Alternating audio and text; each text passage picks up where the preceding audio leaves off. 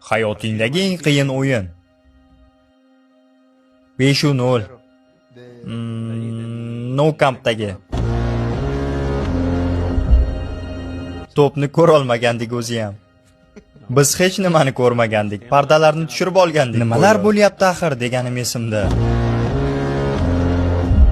Yo'q xudoyim, Xavi, Iniesta, Pedro, hammasidagi eng zo'r Barsaga qarshi o'ynashimiz kerak bo'lgandi-da o'zi ham. Pedro. Ko'pchilik bu yigitni esga olmaydi, a? Gollarni Pedro boshlaganmidi? Iniesta, Xavi, Messi, o'sha paytdagi hammasi. Ha, shunday. Bu dahshatli jamoa edi, tan olish kerak.